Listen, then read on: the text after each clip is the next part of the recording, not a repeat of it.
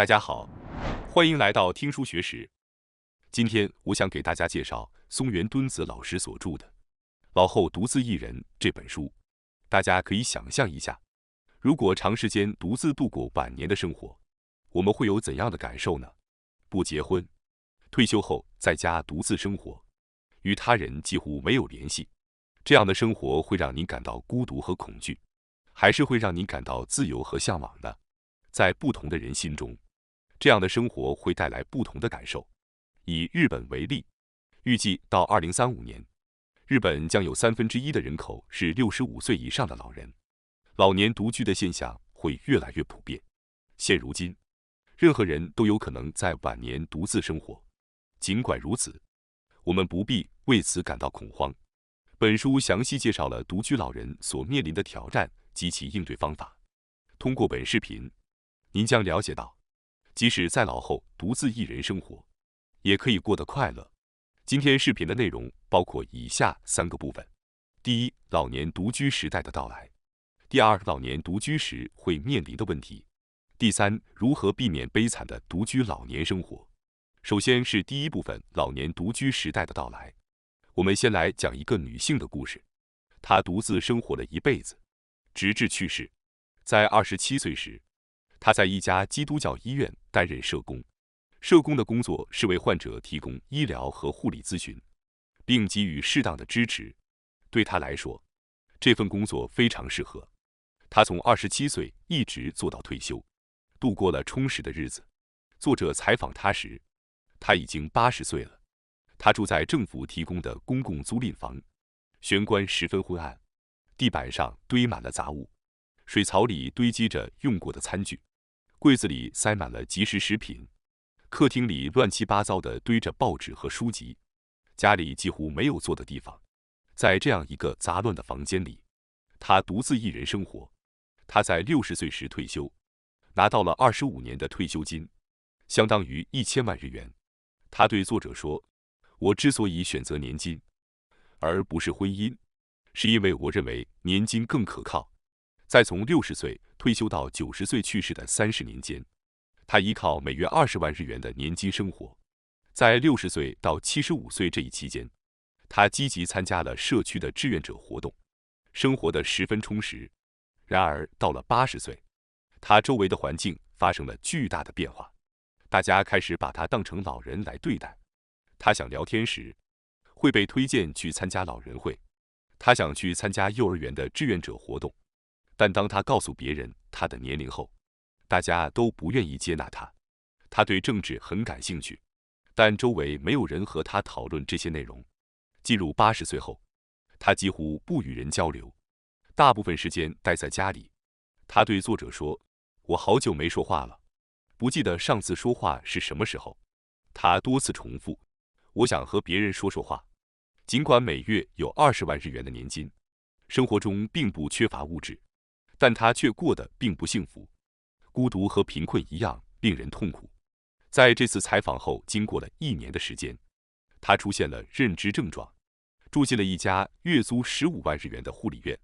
在3年后，他在这家护理院里孤独地去世了。通过这位女性的故事，我们看到了老年独居的挑战和她的选择。她选择了年金而不是婚姻，最终还是难逃孤独的命运。那么，听完这个故事后，大家有什么感想呢？是不是觉得孤独很可怜，不想过这样的晚年生活呢？或者觉得这位女性有钱也有自由，她其实很幸福，甚至憧憬这样的独居生活呢？每个人可能都会有不同的看法。选择金钱也好，选择自由也好，选择结婚并维系人与人之间的联系也好，我们都可以选择自己老年的生活方式。然而，即使选择了拥有家庭，也有可能因为各种原因在老年时变得孤独一人。结婚和拥有家庭并不能完全保障老年的幸福。也许你会想，我会比妻子先去世，所以没关系；或者，丈夫先去世后，我就自由了。但不妨再多考虑一下自己的未来。独居老年生活在经济上、精神上和社会上可能会带来各种困难，而这些困难在您独自面对老年生活时才会显现。所以我们现在就要做出选择和准备，以应对未来的挑战。让我们重新思考一下老年独居这个问题。以日本为例，在20年或30年前，未婚的男女到30岁时，就会被父母和亲戚催促结婚，仿佛不结婚就是不正常的。但现如今，人们的观念已经大大改变，许多家庭中都有未婚的孩子，独居不再意味着寂寞，而更多的被视为一种轻松自由的生活方式。然而，独居的自由和轻松主要指的是年轻时的感受。当你意识到生命的终结时，这种自由感就会消失，取而代之的是孤独的现实。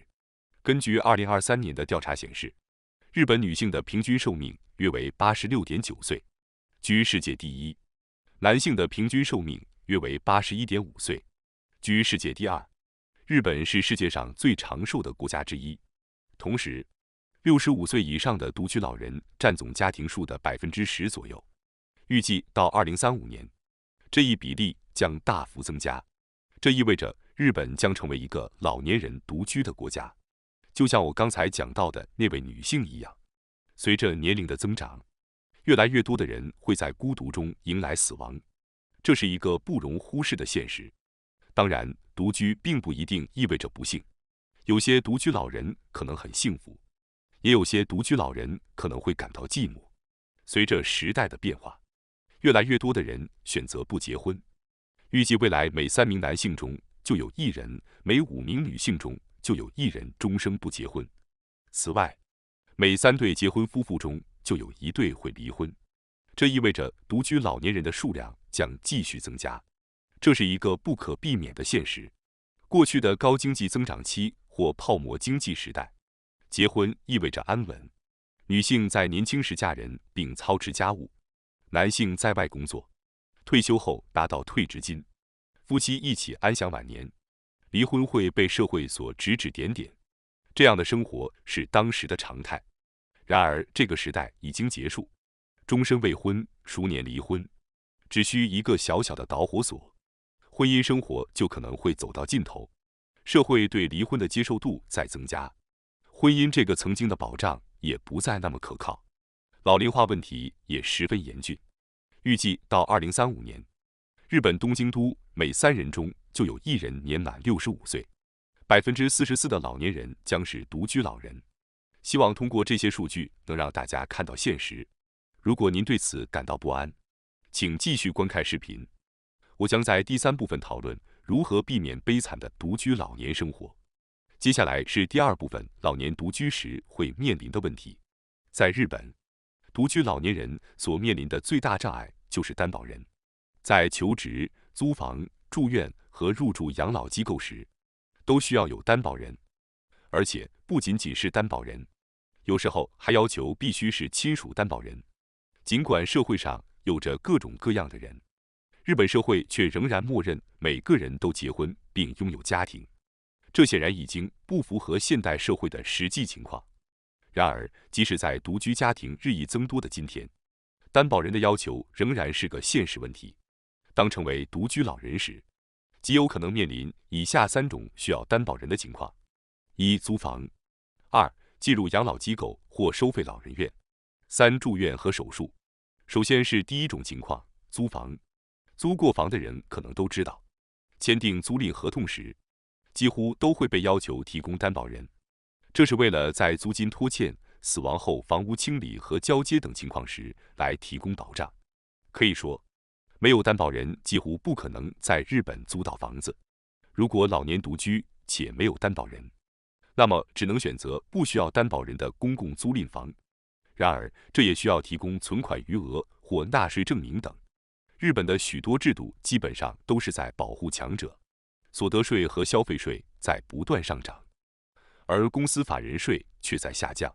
这种偏向强者的结构在租赁合同中同样存在。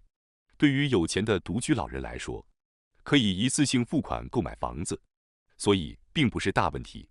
但大多数人没有那么多钱，只能面对担保人这个障碍。接下来是第2种情况，进入养老机构或收费老人院。随着年龄的增长，许多人希望进入养老机构，即使希望在家中度过晚年，但由于疾病或受伤等原因，当一个人生活变得困难时，养老机构也会成为最后的住所。然而，即使有钱，这些机构也会要求担保人，这和租房时的情况类似，因为独居才希望进入养老机构，但独居老人却因为没有担保人而被拒绝，这对老年人来说是非常不合理的。独居老人要找到亲属担保人非常困难，到老年时，亲人可能已经去世，亲戚也可能互相之间疏远，让疏远的亲戚担任担保人并不容易。如果拖欠费用，担保人需要负责；如果去世，担保人需要处理后事。这些繁琐的责任让人难以接受。接下来是第三种情况：住院和手术。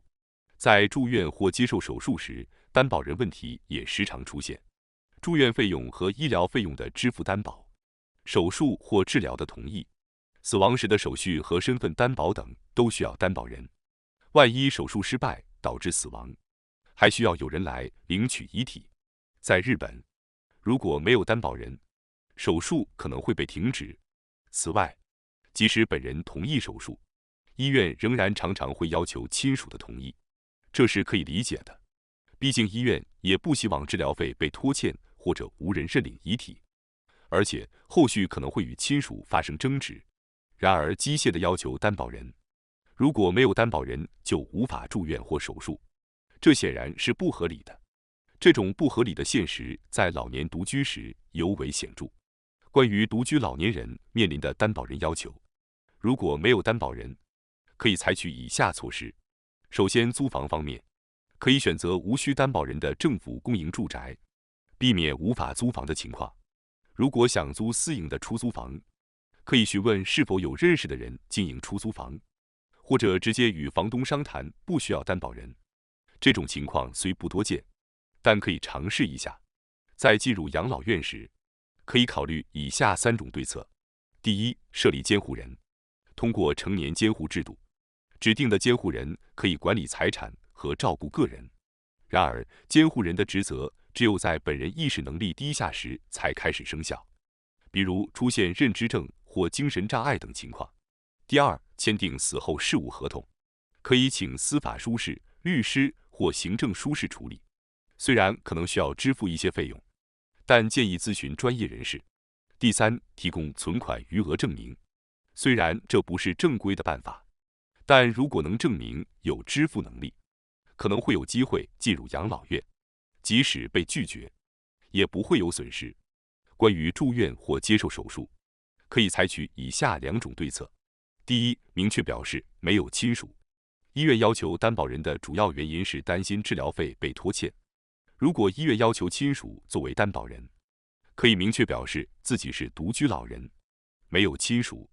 实际上，法律并没有规定医院或设施必须要有担保人，因此可以坚定地告诉医院不提供担保人。第二，提前支付治疗费用，可以尝试用存款证明或现金支付来解决担保人问题。如果有朋友可以担任担保人，可以询问医院是否接受朋友作为担保人。有些医院可能会同意，然而向朋友提出请求可能会让人感到为难，或者医院可能会拒绝朋友作为担保人。这时可以出示银行的存款余额证明，某些医院可能会接受。希望以上对策对大家有所帮助。虽然可能没有迫在眉睫的需求，但建议提前了解并准备，以防老后独居时遇到类似的问题。接下来是第3部分，如何避免悲惨的独居老年生活。观看这个视频的各位中，可能有很多人会认为独自一人生活更好，但是即便如此，独居老年生活是悲惨还是幸福，完全取决于您自己。此外，无论出于何种原因，任何人都有可能在老年时独自一人。为了避免那时的独居老年生活变得悲惨，现在就让我们开始实践一些方法吧。独居老年的状况往往是人生的延续，如果到独居时才匆忙采取行动，可能那时候已经为时已晚。正如我们在第1部分所讨论的，无论是主动选择还是非自愿的，未来的高龄者中有1半人将会独自生活。为了在那时不感到困惑，能够快乐地度过独居老年生活。在这里，我们将讨论4个主题：一、重新审视夫妻关系；二、在职场之外结交朋友；三、学会做家务；四、培养享受孤独的能力。首先是第一个主题：重新审视夫妻关系。关于夫妻关系，当已婚女性聚在一起时，几乎总是会抱怨丈夫的不满，比如不注意个人卫生、聊天十分无趣，或者在一起时就让人心烦等。但遗憾的是，很多女性在与朋友聚会时，比与丈夫在一起时更加生动有趣。很多人选择不与无聊的丈夫离婚，主要是为了孩子和经济原因。在这里，我给大家分享一个故事，这是关于一对结婚35年的夫妻，从妻子的视角来讲述。孩子们结婚搬出去15年后，她与丈夫独自生活，从未感到过快乐。丈夫沉默寡言，无论谈什么话题都聊不起来。丈夫退休后整天待在家里，两人一起吃饭时，沉默的氛围像地狱一样令人痛苦。他为无聊的夫妻生活感到苦恼，但作者对他说：“您总是说对方的不好，但你有没有反省过自己呢？”妻子露出了意外的表情。作者继续说：“你有没有对丈夫表示过感激？有没有说过谢谢呢？”在妻子思索时，作者继续说：“你们一直生活的不愁吃穿，这都是因为他。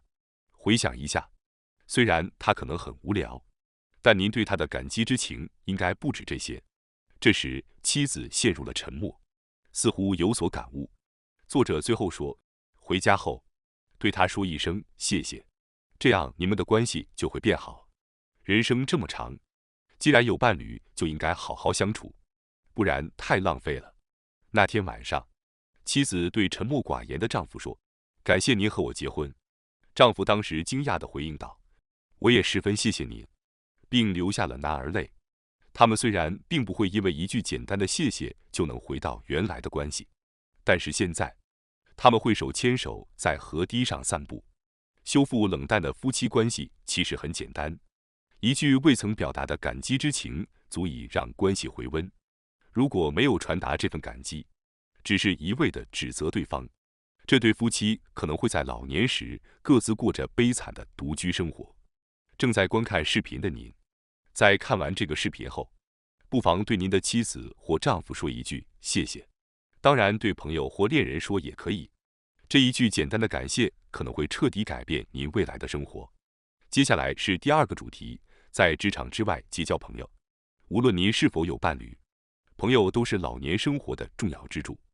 有些人有温柔体贴的伴侣，而有些人则在困惑中度过人生，每天都思考着当初为什么会和那个人在一起。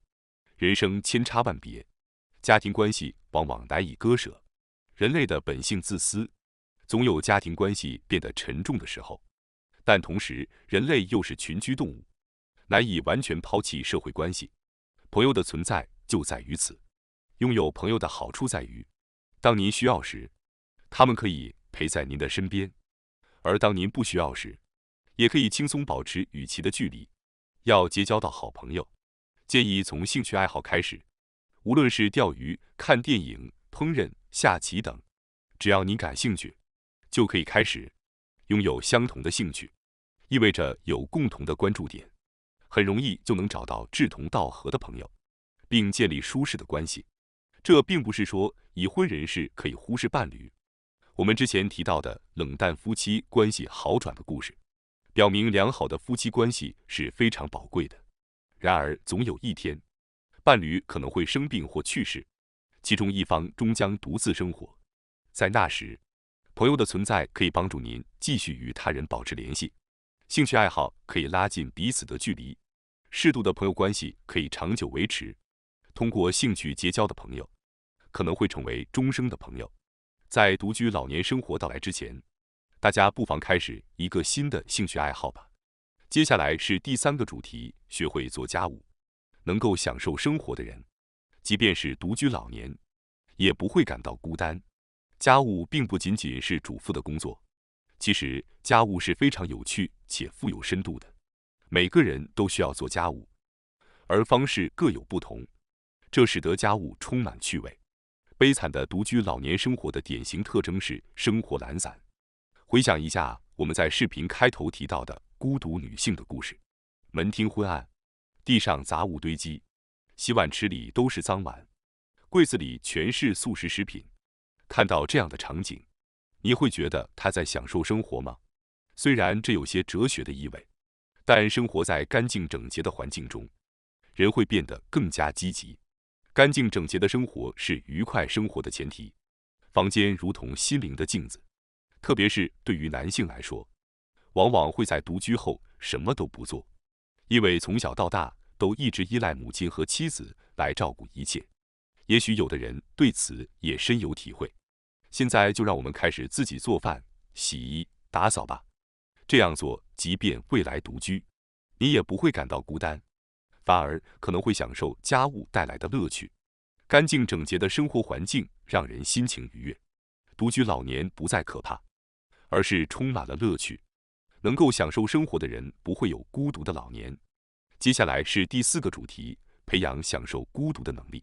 一个人的外表改变的话，生活方式也会随之改变，这是一个事实。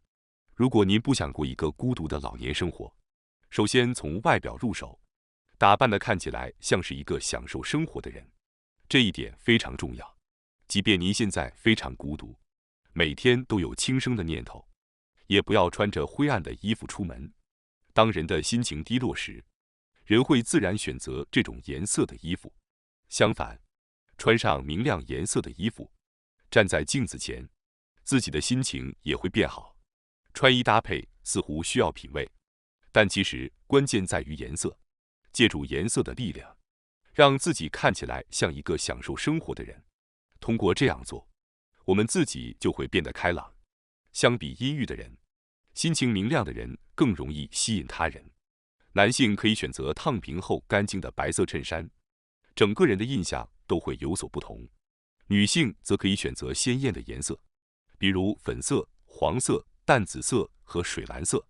这些明亮的颜色如同花朵一样，吸引着人们的目光。通过改变服装的颜色，给他人的印象就会改变，您自己的心情也会随之变化。虽然性格难以改变，但服装颜色可以立刻改变。为了避免悲惨的独居老年生活，不妨让我们从今天开始注意服装的颜色吧。感谢大家收看今天的节目。如果你喜欢我们分享的内容，记得点赞、订阅并开启小铃铛通知，第一时间获取我们的更新。在下次的节目中，我们将继续为大家分享更多有益的书籍。再次感谢大家的支持，我们下期再见。